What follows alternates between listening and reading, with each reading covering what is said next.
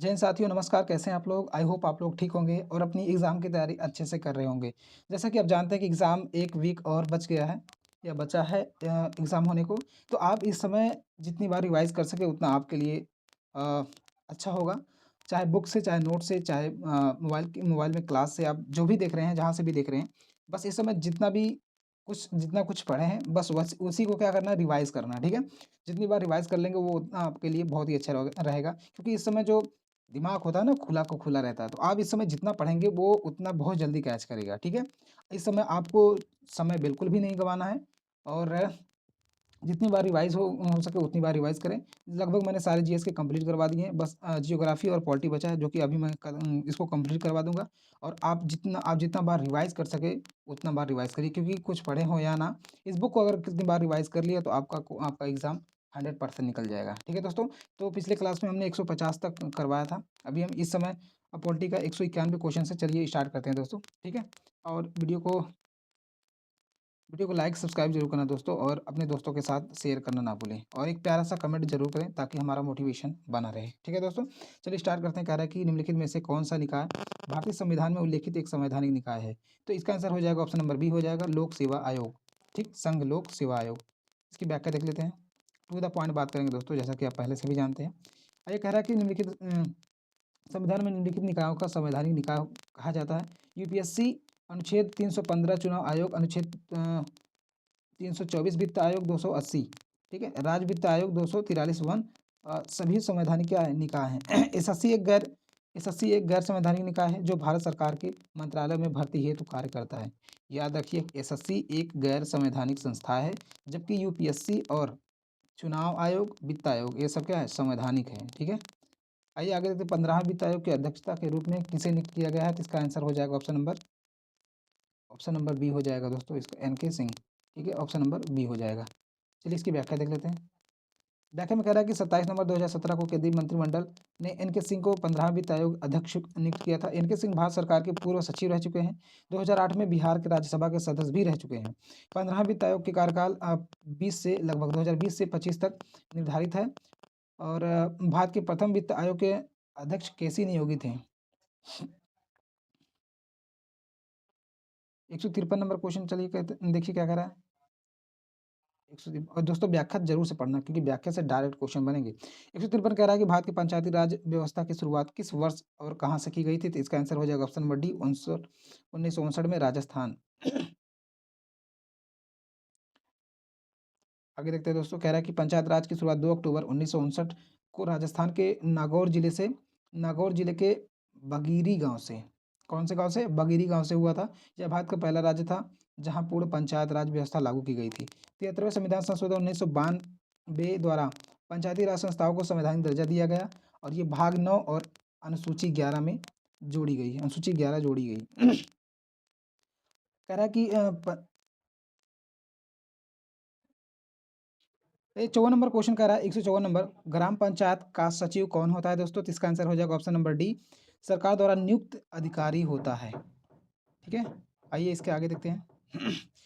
इसकी व्याख्या देख लेते हैं दोस्तों। जरा सा बगल में काम हो रहा है, अगर थोड़ा सा डिस्टर्ब हो तो थोड़ा सा मैं माफ़ी चाहता हूँ उसके लिए। मैं कोशिश कर रहा हूँ कि क्लास हो जाए, मैं रोकना नहीं चाह रहा हूँ। अगर आपको सही सलामत सुनाई दे रहा है तो अच्छी बात है, नहीं फिर मैं देखता हूँ। इसकी व्याख्या कर रहा है कि प्रत्येक ग्राम पंचायत में एक सचिव नियुक्त किया जाता है जो ग्राम सभा की सचिव होता है, जो ग्राम सभा का सचिव होता है। सचिव का चुनाव नहीं होता है, उसकी नियुक्ति सरकार द्वारा की जाती है। सचिव का कार्य ग्राम सभा और ग्राम पंचायत के बैठक बुलाना होता है।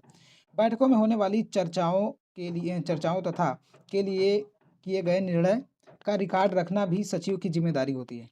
155 पे चलते हैं दोस्तों। 155 कह रहा है कि पंचायती राज व्यवस्था या संस्थापना या संस्थाओं का कार्यकाल संविधान के अनुसार कितना होता है? तो इसका आंसर हो जाएगा ऑप्शन नंबर सी, ये भी 5 साल होता है, ठीक है? आइए इसकी व्याख्या देख लेते हैं। व्याख्या कह रहा है 73वां संविधान संशोधन पंचायत शीर्षक से भाग 9 में जोड़ा गया है और पंचायत का कार्यकाल पहली बैठक लगभग 5 वर्ष निर्धारित की गई है, ठीक है? उसकी अवधि समाप्त होने से पहले पंचायत को भंग किया जा सकता है, परंतु नई पंचायत का चुनाव 6 वर्ष के भीतर करना अनिवार्य है। 6 माह के भीतर, सॉरी, 6 वर्ष नहीं, 6 माह के भीतर करना अनिवार्य है दोस्तों, ठीक है? 156 कह रहा है कि अधीनस्थ या प्रत्यायुक्त विधान किसे कहा जाता है? इसका आंसर हो जाएगा ऑप्शन नंबर डी, वह विधान जिसे कार्यपालिका को बनाने का अधिकार दिया जाता है। ठीक, इसके आगे देखते हैं दोस्तों। इसकी व्याख्या कह रहा है कि प्रत्यायुक्त विधान वह है जिसमें संसद अपनी विधायी शक्ति का कुछ भाग कार्यपालिका को नियमित और विनियमित करने बनाने हेतु सौंपती है। इसके आगे देखते हैं। कह रहा है कि पंचायती और नगर निगमों द्वारा बनाए गए स्थानीय उपनियम भी इसी श्रेणी में आते हैं। इसका उद्देश्य प्रशासनिक सुविधा और तकनीकी मामलों में त्वरित नियम निर्माण करना होता है।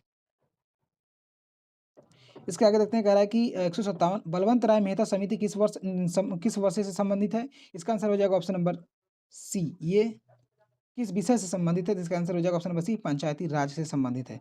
आइए इसकी व्याख्या देख लेते हैं। व्याख्या कह रहा है बलवंत राय समिति का गठन 1957 में पंचायती राज व्यवस्था को मजबूत बनाने के लिए किया गया था। कब? 1957 में। बार बार पूछा गया क्वेश्चन, ये पीसीएस लेवल तक पूछा गया क्वेश्चन, बार बार पीसीएस में आपको देखने को मिलेगा। ठीक है, इसके आगे कह रहा है कि समिति नवंबर 1957 में अपनी रिपोर्ट पेश की तथा इसकी सिफारिशें जनवरी 1958 में स्वीकार की गई। समिति ने एक सेकेंड दोस्तों, बार बार आइए 158 क्वेश्चन देखते हैं। भारतीय संविधान के अनुसार पंचायत का कार्यकाल कितने वर्ष या कितना निर्धारित किया गया है? तो इसका आंसर हो जाएगा ऑप्शन नंबर सी, जैसा कि आप पहले क्वेश्चन में देख चुके हैं।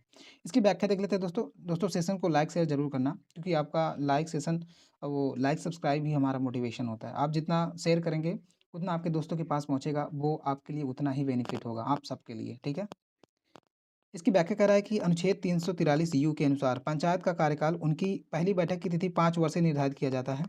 यदि पंचायत की विघटन कार्यकाल बीच में हो जाती है तो 6 माह से यानी 6 माह के भीतर ही क्या करना है? चुनाव कराना अनिवार्य कर दिया गया है। ठीक है, पुनर्गठन पंचायत का कार्यकाल 5 वर्ष पूरा नहीं होता है तो बल्कि केवल शेष बची अवधि के लिए होता है। अर्थात कहने का मतलब है कि अगर 5 वर्ष के पहले अगर विघटन हो जाता है तो जो दोबारा जो चुनाव होगा वो ना कि वो जो बचे हुए दिन है उसी के लिए चुनाव होगा, ना कि पूरे साल के लिए, ना कि पूरे महीने के लिए। ठीक है, ठीक है, उसको पूरा कार्यकाल नहीं होगा। अगर बीच में समाप्त हो गया तो बचे हुए दिन के लिए ही चुनाव कराया जाएगा, ना कि पूरे साल के लिए जो 5 साल दिए रहते हैं। जैसे मान लीजिए 3 वर्ष में अगर विघटित हो गई तो जो चुनाव फिर से कराया जाएगा वो दो विशेष जो बचे 2 साल हैं उनके लिए होगा, ना कि पूरा 5 साल के लिए। ठीक है, आइए आगे देखते हैं। निम्नलिखित में से कौन सा संवैधानिक संशोधन उसकी सही संबंधित सूची से सही प्रकार से लंबित या मेल खाता है? इसका आंसर हो जाएगा ऑप्शन नंबर डी। ये 10वीं अनुसूची जो है वो 52वें संविधान संशोधन में संशोधन की गई थी। ठीक है, जोड़ा गया था। क्या है? संविधान संशोधन किया गया था। आइए देखते हैं इसकी व्याख्या। पहला संविधान संशोधन 9वीं अनुसूची से संबंधित है। 73वां संविधान संशोधन 11वीं अनुसूची जोड़ा गया था जिसमें पंचायत राज है। और 74वां संविधान संशोधन 12वीं अनुसूची जोड़ता है जिसमें नगर पालिका का वो उल्लेख किया गया है। 52वां संविधान संशोधन 10वीं अनुसूची के संबंधित है जिसमें दल बदल कानून से संबंधित है। ठीक है, इसके आगे देखते हैं। 160 नंबर कह रहा है कि 104 संविधान संशोधन अधिनियम 2019 में किसके द्वारा प्रमुख परिवर्तन किया गया था? तो आइए देखते हैं इसका आंसर क्या होगा दोस्तों। इसका आंसर हो जाएगा ऑप्शन नंबर डी हो जाएगा, अनुसूचित जाति जनजाति के लिए आरक्षण अवधि को 2023 तक बढ़ाया गया था। इसकी व्याख्या देख लेते। कह रहा है कि 104 संविधान संशोधन 2019 को अनुच्छेद 334 का में संशोधन किया गया। 334 में संशोधन किया गया और उसमें कहा गया कि इससे लोकसभा और विधानसभा में SC/ST के लिए आरक्षण अवधि अगले 10 सालों तक बढ़ा दी गई, अर्थात 25 जनवरी 2030 तक बढ़ाई गई है। ठीक है, इस संशोधन द्वारा एंग्लो इंडियन समुदाय के आरक्षण को समाप्त कर दिया गया है। इसके आगे कह रहा है कि 7वां संविधान संशोधन 1956 में किससे संबंधित है? 7वां संविधान संशोधन, ठीक है, 1956 किससे संबंधित है? इसका आंसर हो जाएगा ऑप्शन नंबर सी हो जाएगा, राज्य का भाषा आधारित पुनर्गठन। आइए इसकी व्याख्या देख लेते हैं। व्याख्या कह रहा है कि 7वां संविधान संशोधन 1956 द्वारा भाषाई आधार पर राज्यों का पुनर्गठन किया गया। इससे पहले राज्यों को 4 श्रेणी ABCD में बांटा गया था, जिससे इस संशोधन को समाप्त कर दिया गया। राज्यों एवं केंद्रशासित प्रदेशों का नया विभाजन किया गया। संविधान संशोधन के अनुसार केंद्र और राज्य की विधानसभाओं में सीटों को पुनर्व्यवस्थित किया गया था। इसके आगे कह रहा है कि 42वें संविधान संशोधन के दौरान कौन सा महत्वपूर्ण न्यायिक निर्णय समाप्त किया गया था? तो इसका आंसर हो जाएगा option number D, Minerva mills बनाम भारत संघ। इसकी व्याख्या देख लेते हैं। व्याख्या कह रहा है कि इंदिरा गांधी द्वारा लगाए गए आपातकाल के दौरान 42वां संविधान संशोधन अधिनियम पेश किया गया था। इस संशोधन में अनुच्छेद 4 व 55 4/55 से संबंधित प्रावधान में बदलाव किया गया था। संविधान संशोधन के माध्यम से मिनर्वा मिल्स बनाम भारत संघ मामले मामले के लिए किए गए फैसले को समाप्त कर दिया गया। इसने न्यायपालिका की समीक्षा शक्तियों को क्या कर दिया, सीमित करने का प्रयास किया था, इसलिए उसको क्या कर दिया, समाप्त कर दिया गया। इसके आगे कह रहा है कि दूसरा संविधान संशोधन 1952 में किससे संबंधित है? तो इसका आंसर हो जाएगा ऑप्शन नंबर सी, निर्वाचन क्षेत्रों की जनसंख्या की सीमा से संबंधित है। व्याख्या कह रहा है कि भारत का दूसरा संविधान संशोधन 1952 में किया गया था। इस संशोधन में 1951 की जनगणना के आधार पर माना जाता है, यह माना गया है। संशोधन का उद्देश्य संसदीय निर्वाचन क्षेत्रों के लिए निर्धारित ऊपरी जनसंख्या सीमा को हटाना था। इससे निर्वाचित क्षेत्रों के आकार को अधिक लचीला बनाने में मदद मिली। 164 नंबर कह रहा है कि भारत के संविधान संशोधन में 11वां मौलिक अधिकार कर्तव्य संविधान किस संविधान संशोधन के माध्यम से जोड़ा गया था? तो इसका आंसर हो जाएगा ऑप्शन नंबर इसका आंसर हो जाएगा ऑप्शन नंबर आई थिंक सी होना चाहिए। ठीक है, ऑप्शन नंबर सी हो जाएगा। ठीक, 86वां संविधान संशोधन के माध्यम से जोड़ा गया था। 86वां संविधान संशोधन 2002। ठीक है, 86वां संविधान संशोधन 2002 में भाग 4 का अनुच्छेद में और 51A में नया मौलिक कर्तव्य जोड़ा गया था। यह कर्तव्य 6 से 4 वर्ष के बच्चों को शिक्षा अवसर दिलाने के बारे में है। यह संशोधन शिक्षा संबंधी प्रावधान को दृढ़ करने के लिए उद्देश्य से किया गया था। 165 कह रहा है कि अरुणाचल प्रदेश को भारत का 24वां पूर्ण राज्य किस संविधान संशोधन के द्वारा घोषित किया गया था? इसका आंसर हो जाएगा ऑप्शन नंबर सी हो जाएगा। 55 संविधान संशोधन के माध्यम से अरुणाचल प्रदेश को पूर्ण राज्य दर्जा दिया गया था। ठीक है, इसकी व्याख्या देख लेते हैं। 55वां संविधान संशोधन 1986 द्वारा अरुणाचल प्रदेश को भारत में या भारत के 24वें पूर्ण राज्य का दर्जा प्रदान किया गया। इससे पहले अरुणाचल प्रदेश केंद्र शासित प्रदेश के रूप में प्रशासनिक रूप से कार्य करता था। इस संशोधन के बाद इसे एक पूर्ण राज्य का दर्जा मिल गया और विधायी, कार्यपालिका, प्रशासनिक शक्तियां राज्य को प्राप्त हुई। आइए 166 नंबर क्वेश्चन देखते हैं। भारतीय संविधान की प्रस्तावना क्या दर्शाती है दोस्तों? आइए देखते हैं क्या दर्शाती है। तो इसका आंसर हो जाएगा ऑप्शन नंबर ए हो जाएगा। क्या हो जाएगा दोस्तों? आइए देखते हैं। इसका आंसर ऑप्शन नंबर ए हो जाएगा, संविधान के दर्शन व उद्देश्यों को दर्शाती है। इसकी व्याख्या देखते हैं दोस्तों। व्याख्या में क्या कह रहा है कि व्याख्या में कह रहा है कि भारतीय संविधान की प्रस्तावना संविधान के दर्शन, उद्देश्यों और आदर्शों को दर्शाता है। यह स्पष्ट करता है कि हमारा संविधान लोकतांत्रिक और धर्मनिरपेक्षता, सामाजिक और आर्थिक न्याय के उद्देश्यों पर आधारित है। प्रस्तावना को संविधान की कुंजी कहा जाता है। 42वां संविधान संशोधन अधिनियम 1976 में प्रस्तावना समाजवादी, पंथ निरपेक्ष अखंडता को जोड़ा गया था। अगर क्वेश्चन आ जाए कि प्रस्तावना को कितनी बार संशोधन किया गया है, तो केवल एक बार संशोधन किया गया है। ठीक है, इसके बाद आगे देखते हैं 167 नंबर देखते, कह रहा है कि जीएसटी संशोधन 2014 की पुष्टि करने वाला पहला राज्य कौन था? तो इसका आंसर हो जाएगा ऑप्शन नंबर सी हो जाएगा, जो कि असम। इसकी व्याख्या देख लेते हैं दोस्तों। व्याख्या कह रहा है कि 122वां संविधान संशोधन जीएसटी विधेयक 2014 की पुष्टि करने वाला पहला राज्य असम था। यह बिल अगस्त 2016 के संसद द्वारा पारित किया गया था। इसके बाद यह संविधान अनुच्छेद 368 के अनुसार राज्यों के अनुमोदन हेतु भेजा गया था। जीएसटी भारत के एकीकृत अप्रत्यक्ष कर प्रणाली लागू करने वाला ऐतिहासिक संशोधन था। 168 नंबर देखते हैं कि भारतीय संविधान नवीन अनुसूची किस संविधान संशोधन द्वारा जोड़ी गई थी? तो आइए देखते हैं इसका आंसर क्या हो जाएगा। इसका आंसर हो जाएगा ऑप्शन नंबर ए हो जाएगा, प्रथम संविधान संशोधन अधिनियम 1951। दोस्तों वीडियो को लाइक शेयर जरूर करना दोस्तों, है ना। इसके बाद इस पे सीटेट की क्लास, जैसे ही केबीएस का ये सारी क्लासेस पूरी हो जाएंगी जीएस की, वैसे केबीएस की क्लासेस ओनली प्रैक्टिस वाले पे स्टार्ट हो जाएगा। ठीक है, ओनली प्रैक्टिस और इस पे वर्तमान में जो दिख रहे हैं दोनों चैनल को मिलाकर चलेगा। ठीक है, तो आइए इसकी व्याख्या देख लेते हैं। व्याख्या कर रहा है कि नवीन अनुसूची संविधान संशोधन में प्रथम यानी फर्स्ट संविधान संशोधन अधिनियम 1951 में जोड़ा गया था। इसमें मुख्य रूप से राज्यों द्वारा संपत्ति के अधिग्रहण से संबंधित विधियों को शामिल किया गया था। नवीन अनुसूची में शामिल कानून को प्रारंभ में न्यायालय द्वारा चुनौती नहीं दी जा सकती। 11 जनवरी 2007 के सुप्रीम कोर्ट के निर्णय के अनुसार यदि कोई कानून मौलिक अधिकारों का उल्लंघन करता है या इसे तो उसे चुनौती दी जा सकती है। वर्तमान में नवी अनुसूची में 284 अधिनियम सम्मिलित हैं। 169 कह रहा है 42वां संविधान संशोधन कब किया गया था? आइए इसे देखते हैं दोस्तों। तो इसका आंसर हो जाएगा ऑप्शन नंबर सी हो जाएगा, 1976 में लघु संविधान के तहत। इसकी व्याख्या देखते हैं। व्याख्या में कह रहा है 42वां संविधान संशोधन 1976 में किया गया था। इसे सबसे व्यापक और विवादास्पद संशोधन में से एक माना जाता है। यह संविधान संशोधन आपातकाल 1975 से 77 के दौरान किया गया था। इस संशोधन में लगभग संपूर्ण संविधान का पुनरीक्षण किया गया। ठीक है, आइए इसके आगे देखते हैं। आगे चलते हैं। आगे कह रहा है कि इसी कारण इसे, एक सेकेंड, इसी कारण इसे लघु संविधान कहा जाता है। इसे इस संविधान संशोधन में कुल 59 प्रावधान शामिल किए गए हैं। 70 नंबर चलते हैं। 70 नंबर क्या कह रहा है दोस्तों? 170 क्वेश्चन कह रहा है कि संविधान संशोधन संबंधी प्रावधान किस अनुच्छेद में किया गया है? तो इसका आंसर हो जाएगा ऑप्शन नंबर सी। 2-3 बार रिपीट हो चुके हैं दोस्तों, ये भूलना नहीं चाहिए। संविधान संशोधन 368 अनुच्छेद में किया जाता है, के तहत किया जाता है। इसकी व्याख्या देखते हैं। भारतीय संविधान संशोधन संबंधी प्रावधान भाग 20 के अनुच्छेद 368 में किया गया है। संविधान संशोधन की प्रक्रिया लोकसभा या राज्यसभा किसी भी सदन से शुरू की जा सकती है। संघीय प्राकृतिक से संबंधित संशोधनों के लिए संसद का विशेष बहुमत से आवश्यक होता है। यानी कोई भी संघीय विधेयक में संबंधित संशोधन के लिए क्या होता है? जो विशेष बहुमत होता है उसे पारित करना आवश्यक होता है। ऐसे संशोधन के लिए आधे राज्य का समर्थन भी अनिवार्य है।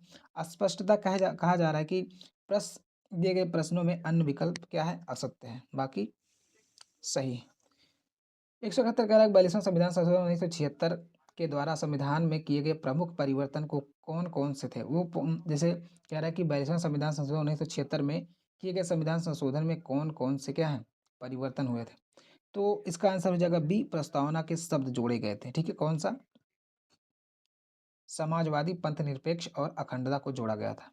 ठीक है, 42वां संविधान संशोधन 1976 में मिनी संविधान कहा जाता है क्योंकि यह इसमें व्यापक बदलाव किए गए हैं। क्या व्यापक बदलाव किए थे, जरा देख लें। संविधान संशोधन में प्रस्तावना समाजवादी, पंथ निरपेक्ष और अखंडता जैसे शब्द को जोड़ा गया था।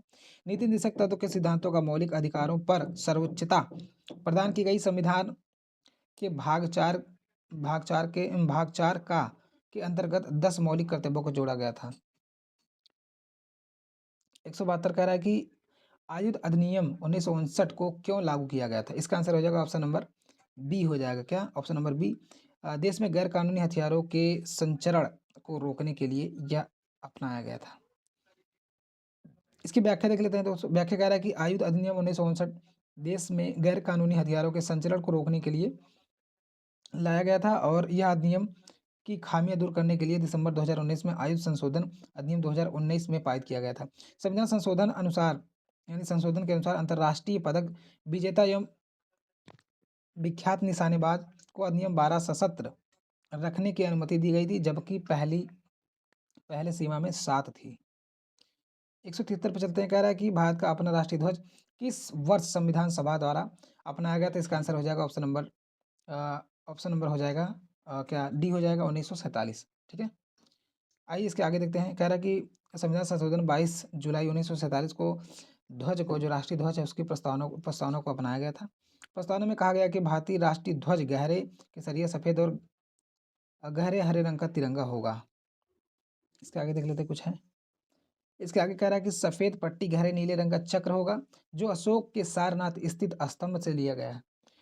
भारतीय राष्ट्रीय ध्वज का डिजाइन पिंगली वेंकैया ने इसको तैयार किया था।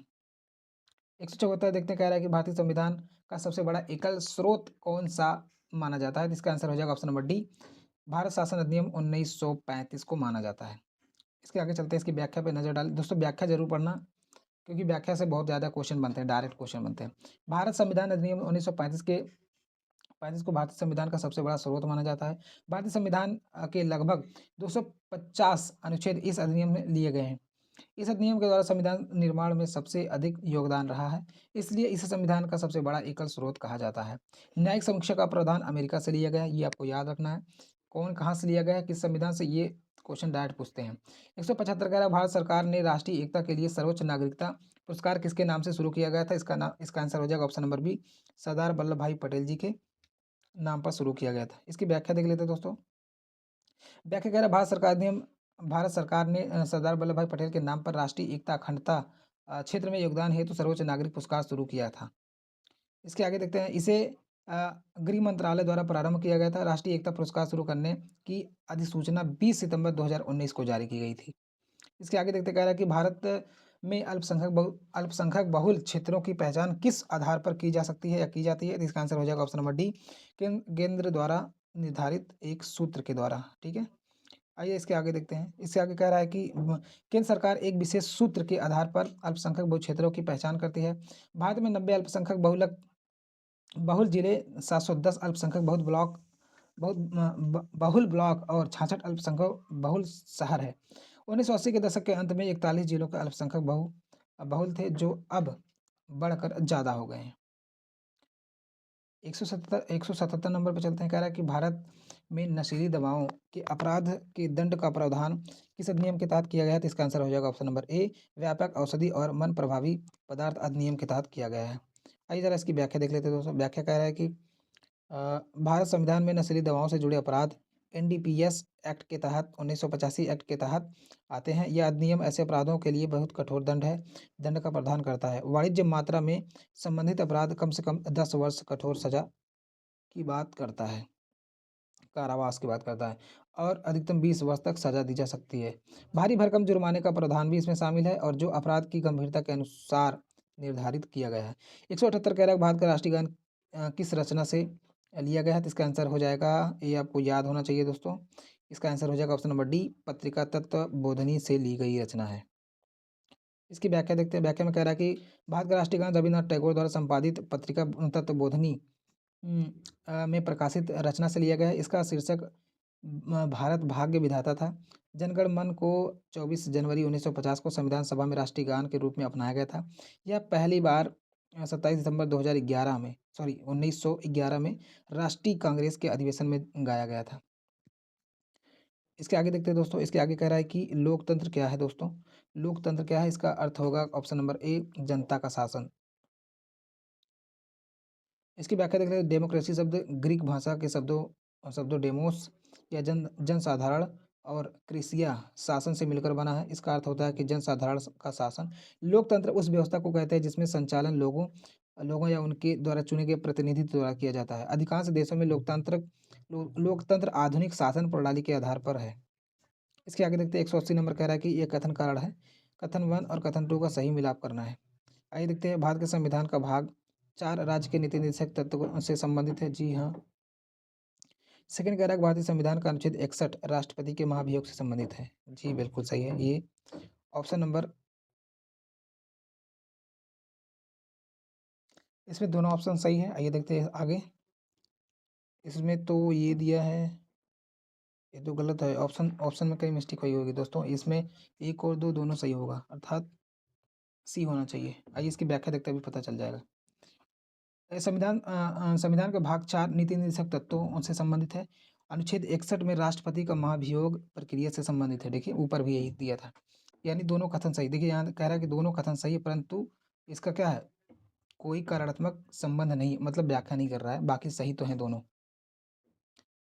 भारतीय संविधान की नवीन सूची को किस वर्ष संविधान में जोड़ा गया था? इसका आंसर हो जाएगा ऑप्शन नंबर ए, नवीन सूची को 1951 में जोड़ा गया था, पहले संविधान संशोधन में।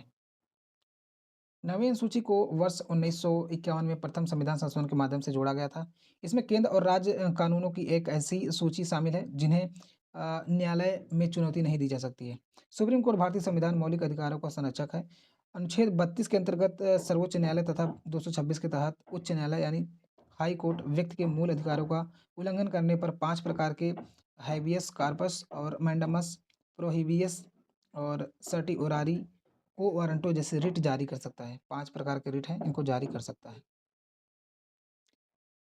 इसके बाद कह रहा है कि भारत के वर्तमान मुख्य न्यायाधीश कौन से हैं? तो इनका आंसर हो जाएगा ऑप्शन नंबर बी हो जाएगा, डी वाई चंद्रचूड़, जो कि उस समय थे, बट इस समय चेंजिंग हो गया है। इसकी व्याख्या देख रहे हैं। कह रहा है कि justice A V Ramana Bharat के 48वें मुख्य न्यायाधीश थे। वर्तमान में सर्वोच्च न्यायालय के 50वें मुख्य न्यायाधीश जस्टिन डी वाई चंद्रचूड़ हैं। और सर्वोच्च न्यायालय में कुल 34 न्यायाधीश हैं। न्यायाधीशों की कुल संख्या कितना है? 1+33, यानी 34 लोग हैं। अन्य न्यायाधीश हैं, मुख्य 1 होता है और अन्य 33 होते हैं। चलिए आगे देखते हैं। और वर्तमान में सूर्यकांत जी हैं, ठीक है, सूर्यकांत जी, इनको 53वें नंबर पे बनाया गया है मुख्य न्यायाधीश, ठीक है। आइए आगे देखते हैं दोस्तों।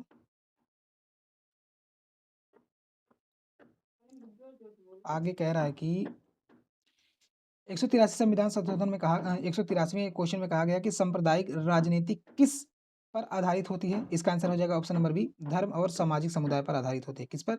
धर्म और सामुदायिक समाज से, या सामुदायिक समाज या समाज सामुदायिक। इसकी व्याख्या देख लेते हैं। इसकी व्याख्या कह रहा है कि सांप्रदायिक राजनीतिक धर्म और सामाजिक समुदाय समूह के विचार पर आधारित होती है। इसमें धर्म और संप्रदाय के नाम पर समाज व राष्ट्र के व्यापक हितों के विरुद्ध अब व्यक्ति अपने धर्म से जुड़े हितों को प्राथमिकता देता है। यह राजनीतिक समुदाय विशेष के संरक्षण देने देने की भावना को क्या करता है? महत्व देती है। इसके आगे देखते हैं। इसके आगे कह रहा है कि जन प्रतिनिधित्व अधिनियम 1951 की धारा 126 किससे संबंधित है? तो इसका आंसर हो जाएगा ऑप्शन नंबर बी, मतदान समाप्ति से 48 घंटे पहले चुनाव प्रचार पर प्रतिबंध से संबंधित है। इसके आगे देखते हैं दोस्तों। इसकी व्याख्या देखते हैं। क्या कह रहा है कि जन प्रतिनिधित्व अधिनियम 1951 की धारा 126 अनुसार मतदान समाप्त होने के लिए निर्धारित समय 48 घंटे पहले निर्वाचन सामग्री का प्रसारण प्रतिबंध या प्रतिबिंबित है। इस अवधि में टेलीविजन, इलेक्ट्रॉनिक उपकरण या किसी भी अन्य माध्यम से चुनाव प्रचार सामग्री दिखाना निषिद्ध है। इसका उद्देश्य मतदाताओं को उचित निर्णय लेने के लिए मौन अवधि प्रदान करना होता है या प्रदान करना है। इसके आगे देखते हैं। 185 नंबर कह रहा है कि विशाखा मामले के दिशा निर्देश किससे संबंधित है? विशाखा मामले के दिशा निर्देश किससे संबंधित है दोस्तों? आइए देखते हैं। इसका आंसर हो जाएगा ऑप्शन नंबर ए हो जाएगा। क्या हो जाएगा? ऑप्शन नंबर ए, कार्यस्थल पर यौन उत्पीड़न। कार्यस्थल पर यौन उत्पीड़न। आइए देखते हैं। इसकी व्याख्या पर नजर डालें तो कह रहा है कि विशाखा बनाम राजस्थान राज्य 1997 मामले में सर्वोच्च न्यायालय ने कार्यस्थल पर महिलाओं के यौन उत्पीड़न को रोकने हेतु महत्वपूर्ण दिशा निर्देश जारी किया था। कोर्ट ने स्पष्ट कहा था कि कोई भी अप्रिय हाव भाव, व्यवहार, शब्द या कोई यौन प्रकृति की पहल यौन उत्पीड़न मानी जाएगी।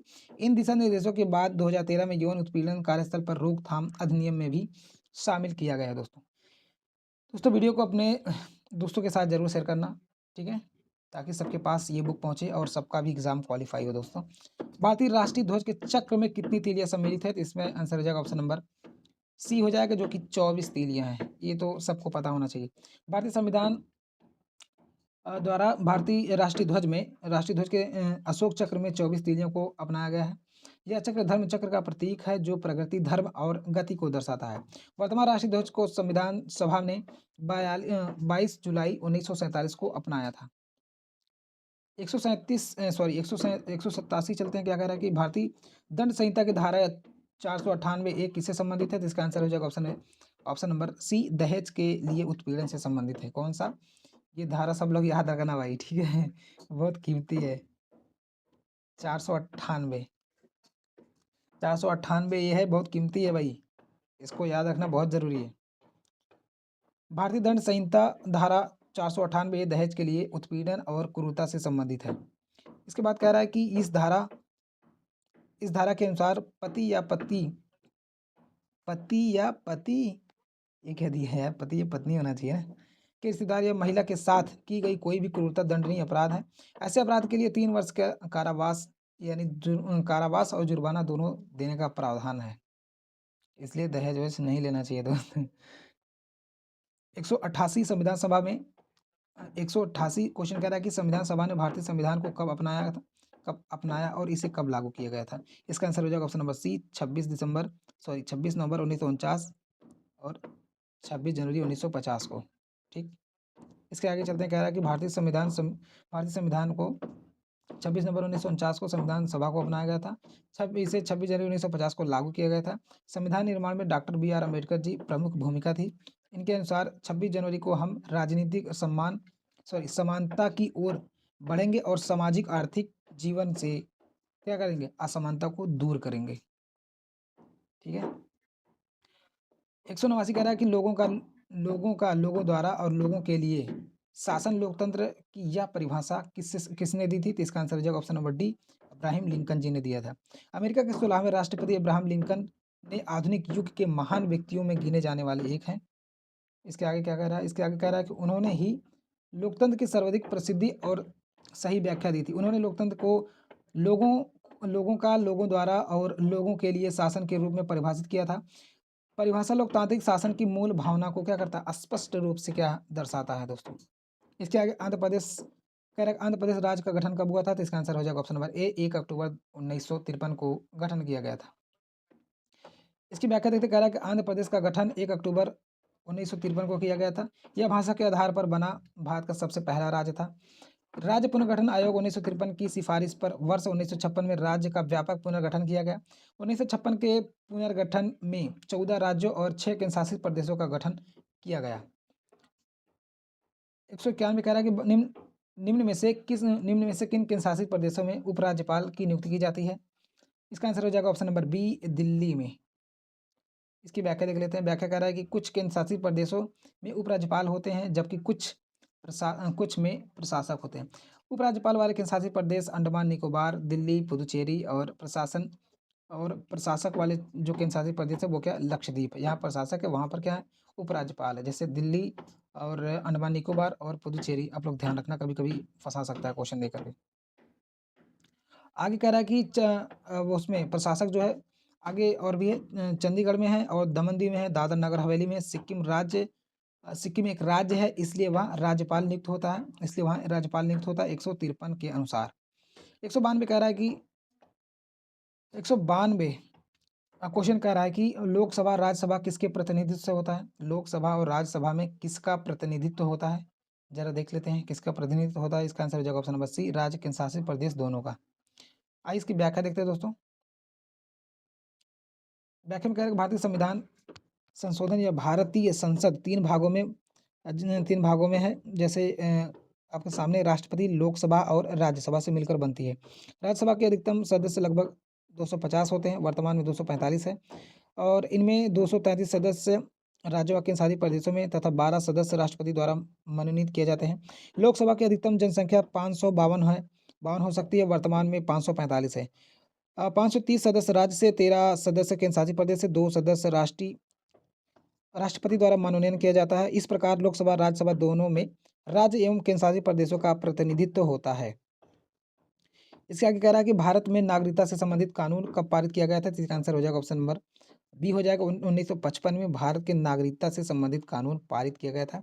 आइए इसकी व्याख्या देखते हैं। कह रहा है कि भारत में नागरिकता अधिनियम 1955 द्वारा पारित किया गया था। कब किया गया था, नागरिकता अधिनियम 1955 द्वारा पारित किया गया था। आइए जरा इसके बाद देखते हैं। कह रहा है कि किसी व्यक्ति को भारतीय नागरिक के रूप में मान्यता देने की व्यवस्था संविधान के अनुच्छेद 5 से 11 भाग 2 में दी गई है। अनुच्छेद 11 संसद को नागरिकता से संबंधित मामलों में कानून बनाने की शक्ति प्रदान करता है। 194 कह रहा है कि भारतीय सेना का सर्वोच्च कमांडर कौन होता है, तो इसका आंसर हो जाएगा ऑप्शन नंबर सी, राष्ट्रपति होता है। इसके आगे कह रहा है कि भारतीय संविधान संशोधन अनुच्छेद 53(2) के तहत राष्ट्रपति अ, राष्ट्रपति भारतीय सेना का सर्वोच्च कमांडर होता है। रक्षा संबंधी सभी कार्य केंद्रीय मंत्रिमंडल द्वारा संचालित होता है। भारतीय सशस्त्र सेनाओं के प्रशासन का कार्य रक्षा मंत्री द्वारा किया जाता है। भारतीय सेना के 3 अंग है, वायुसेना, थल सेना, नौसेना, जिसकी कमांड राष्ट्रपति के हाथ में होती है। किसके, राष्ट्रपति के हाथ में होती है। ठीक है, आइए आगे देखते हैं आगे क्या कह रहा है कि भारतीय सेना के प्रथम चीफ ऑफ आर्मी महाराजा श्री राजेंद्र सिंहजी जाडेजा थे। ये याद रखना दोस्तों, प्रथम चीफ आर्मी। ठीक है, कभी कभी प्रथम और लास्ट या बीच से कहीं पूछ देता है। उसके बाद कह रहा है कि प्रथम कमांडर इन चीफ राब मैकग्रेकर और मैकडोनाल्ड लॉकहार्ट थे। वर्तमान रक्षा मंत्री राजनाथ सिंह हैं और वर्तमान chief of army staff general Manoj Pande हैं। चीफ ऑफ आर्मी स्टाफ पद 1955 में बनाया गया था। इससे पहले इस पद का नाम कमांडर इन चीफ आर्मी था। 195 कह रहा है कि भारतीय राष्ट्रीय ध्वज के चक्र में कितनी तीलियां होती हैं, जैसा कि आप देख सकते हैं 24 होती हैं। यह अशोक चक्र में कुल 24 तीलियां को अपनाई गई है और ये सत्य में जयते और धर्मचक्र सिद्धांतों का प्रतीक है। तिरंगे का डिजाइन पिंगल पंकैया द्वारा तैयार किया गया था और राष्ट्रीय ध्वज को संविधान सभा में 22 जुलाई 1947 को अपनाया गया था। 156 कह रहा है कि भारत का राष्ट्रीय वृक्ष कौन सा है, तो इसका आंसर हो जाएगा ऑप्शन नंबर सी, ये है वट यानी बरगद को कहा जाता है। इसकी व्याख्या कह रहा है कि भारतीय राष्ट्रीय ध्वज वट बरगद को जो दीर्घायु, स्थिरता और व्यापकता का प्रतीक माना जाता है। भारत का राष्ट्रीय फूल कमल और राष्ट्रीय पक्षी मोर, और पशु की बात करें तो वही बाघ है। वट वृक्ष भारतीय संस्कृति और धार्मिक परंपराओं और लोक मान्यताओं में अत्यंत महत्वपूर्ण स्थान रखता है। इसके बाद कह रहा है कि विदेशी विदेशी नीति किससे संबंधित है? जो विदेश की नीति है वो किससे संबंधित है? इसका आंसर हो जाएगा ऑप्शन नंबर डी, अन्य देशों के साथ आर्थिक, राजनीतिक और सामाजिक सैन्य संबंधों से जुड़ी नीतियाँ हैं। इसकी व्याख्या देख लीजिए, कह रहा है कि किसी देश की विदेश नीति वे नीतियाँ होती हैं जिनके माध्यम से वह अन्य देशों के साथ आर्थिक, राजनीतिक और सामाजिक सैन्य संबंध स्थापित व संचालित करता है। विदेश नीति के देश में राष्ट्रीय हितों और सुरक्षा वैश्विक संबंधों को संतुलन करने के लिए तैयार किया जाता है। इसके आगे देखते हैं दोस्तों, इसके आगे हम चलें। इसके आगे कह रहा है कि भारत की विदेश नीति के जनक निर्माता जवाहरलाल नेहरू हैं। ठीक है? भारत की विदेश नीति के जनक किसे माना जाता है? पंडित जवाहरलाल नेहरू जी को माना जाता है। ठीक है? 198 कह रहा है कि मानहानि कानून किससे संबंधित है? जो मानहानि का कानून है दोस्तों वो किससे संबंधित है? इसका आंसर हो जाएगा ऑप्शन नंबर सी, प्रतिष्ठा के अधिकार का संरक्षण। प्रतिष्ठा के अधिकार का संरक्षण। सुप्रीम कोर्ट ने कहा कि प्रतिष्ठा का अधिकार व्यक्ति के अभिव्यक्ति की स्वतंत्रता का हनन नहीं करता, बल्कि यह अनुच्छेद 21 का अनुच्छेद 21 के तहत जीवन और स्वतंत्रता का अभिन्न भाग माना जाता है। 2016 में न्यायमूर्ति दीपक मिश्रा ने प्रतिष्ठा का अधिकार अनुच्छेद 21 तथा अनुच्छेद 19(2) का हिस्सा माना है। मानहानि कानून व्यक्ति की सामाजिक प्रतिष्ठा व सम्मान की रक्षा के लिए, अगर आपका कोई सम्मान या बेइज्जती करता है या किसी तरीके से आपको वो मतलब प्रताड़ित करता है या आपकी मतलब कठोर निंदा करता है, तो उसके अकॉर्डिंग आप इस केस को लगा सकते हैं। 199 कह रहा है कि भारत के सर्वोच्च न्यायालय की प्रथम महिला न्यायाधीश कौन थी? तो इसका आंसर हो जाएगा option number C, Meera Meera Sahib Fathima Beevi ji थी। कौन? भारत के सर्वोच्च न्यायालय की प्रथम महिला न्यायाधीश। सुप्रीम कोर्ट की बात हो रही है। कह रहा है कि फातिमा बीबी वर्ष 1989 में सर्वोच्च न्यायालय की पहली महिला न्यायाधीश बनी थी। यह नियुक्ति भारतीय न्यायपालिका में महिलाओं की ऐतिहासिक उपलब्धि मानी जाती है। उनके कार्यकाल ने न्यायिक क्षेत्र में महिला भागीदार का मार्ग प्रशस्त कर दिया। आइए देखते हैं 2 नंबर क्वेश्चन कह रहा है कि भारत के सर्वोच्च न्यायालय के मुख्य न्यायाधीश की नियुक्ति कौन करता है? तो इसका आंसर हो जाएगा ऑप्शन नंबर सी, राष्ट्रपति करता है। जरा इसकी व्याख्या देखते हैं दोस्तों। व्याख्या में कह रहा है कि मुख्य न्यायाधीश की नियुक्ति का अधिकार राष्ट्रपति के पास है या अन्य न्यायाधीशों की नियुक्ति राष्ट्रपति या मुख्य न्यायाधीश की सलाह पर करता है। भारतीय संविधान के अनुच्छेद 124(2) में सर्वोच्च न्यायालय के न्यायाधीशों की नियुक्ति का प्रावधान है और भारत के प्रथम न्यायाधीश हीरालाल जे कानिया जी थे, जो कि 26 जनवरी 1950 से लेकर के 6 नवंबर 1951 तक थे। ठीक है दोस्तों, इस क्लास में इतना ही। अगले क्लास में हम फिर से स्टार्ट करेंगे 201 से। तब तक के लिए अपना ख्याल रखिए और अच्छे से पढ़ाई करिए। और दोस्तों हाँ, एक बात बार-बार कहना पड़ रहा है कि वीडियो को प्लीज़ अपने दोस्तों के साथ शेयर करना और प्यारा सा कमेंट ज़रूर करना और चैनल को सब्सक्राइब करके आगे बढ़ा दो मेरे भाई, क्योंकि आगे नहीं बढ़ाएँगे तो फिर मज़ा कैसे आएगी। हम जब आपके लिए इतना कर रहे हैं तो आपका भी हक बनता है कि इस वीडियो को ज़्यादा से ज़्यादा शेयर करें और इस चैनल को ज़्यादा से ज़्यादा बूस्ट अप किया जाए, ताकि आप लोगों तक पहुँचे, क्योंकि आने वाले समय में सभी चीज़ें इसी दोनों चैनल पे चलाई जाएगी और सीटेट की जो क्लास है वो ओनली प्रैक्टिस पे शुरू होने वाली है। ठीक है? Only practice, PRACTIS। ठीक है? इसका इसका लिंक मैंने इस चैनल के पोस्ट में मैंने पोस्ट कर दिया है। ठीक है? पोस्ट वाले ऑप्शन में, तो आप लोग जाकर वहाँ सब्सक्राइब करिए और वहाँ पे सीटेट क्लास कल या परसों से शुरू हो जाएँगे। ठीक है? तो आप लोगों से रिक्वेस्ट है ज़्यादा से ज़्यादा शेयर करें, क्योंकि इस पे सब फ्री ऑफ कॉस्ट चला जाएँगे, कोई पेड कोर्स नहीं। और पेड कोर्स का मतलब यही होता है, कोई ये नहीं कि पेड कोर्स चला जाएगा तो पैसा ही लिया जाएगा, ऐसा कुछ नहीं है। पेड कोर्स का मतलब होता है कि सभी चीज़ें आपको इकट्ठा ही प्रोवाइड की जाती है, जो कि कुछ सब लोग चार्ज लेते हैं और हम चार्ज नहीं लेंगे। और हमारा जो कंटेंट रहेगा सब सचिन सर के अकेडमी से रिलेटेड रहेगा, ना कि बाहरी कंटेंट रहेगा। ठीक है दोस्तों? तो आप लोग विश्वास मानकर इस चैनल को फॉलो करिए और आप अगर इस बुक को पढ़ के जाते हैं तो आपको केवीएस के एग्ज़ाम में खुद ही पता चल जाएगा कि कितना क्वेश्चन इसमें फँसे हैं, कितना नहीं। तो ठीक है दोस्तों, तब मिलते हैं अगले क्लास में, तब तक के लिए जय हिंद, वंदे मातरम।